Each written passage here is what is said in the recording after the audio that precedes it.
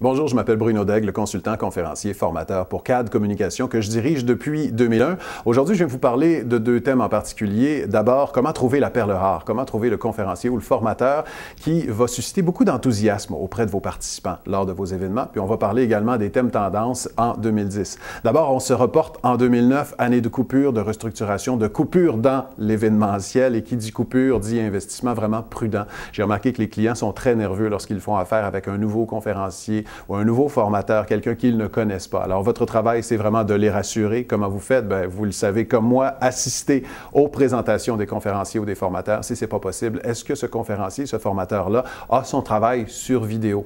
Également, on ne le fait pas assez souvent. Je pense qu'il est important de vérifier les références de ces gens-là. Pas une personne, mais deux, peut-être trois, même quatre personnes. Est-ce que les clients passés ont été satisfaits? Également, j'aimerais parler de la qualité des communications de ces orateurs professionnels. Est-ce que la qualité de la communication dans les courriels ou dans les échanges téléphoniques est à la hauteur des individus et des messages qu'ils véhiculent? Est-ce que la qualité de la documentation ou du site web est à la hauteur de l'individu ou du message qu'il véhicule?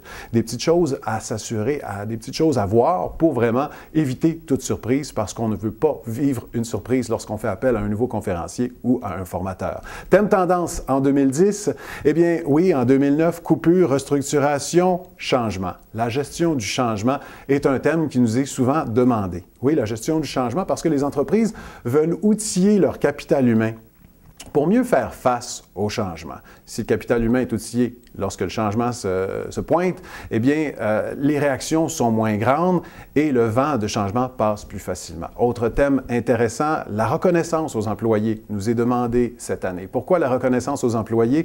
Parce qu'on ne se le cache pas, beaucoup de propriétaires d'entreprises se battent pour rester en affaires en ayant moins à offrir à leurs employés. Alors, quand on a moins à offrir à nos employés, qu'est-ce qu'il nous reste à donner? Bien, de la reconnaissance. Et la reconnaissance crée une synergie dans l'équipe, aide ou influence nos meilleurs éléments à s'investir et à rester dans l'organisation.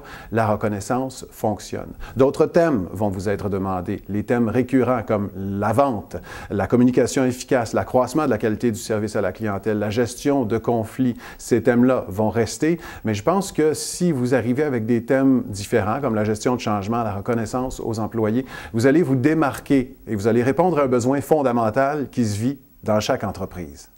Au nom du planificateur, ça a été un plaisir de m'adresser à vous. Mon nom est Bruno Daigle et je vous invite à visiter mon site Internet au www.cadcommunication.com.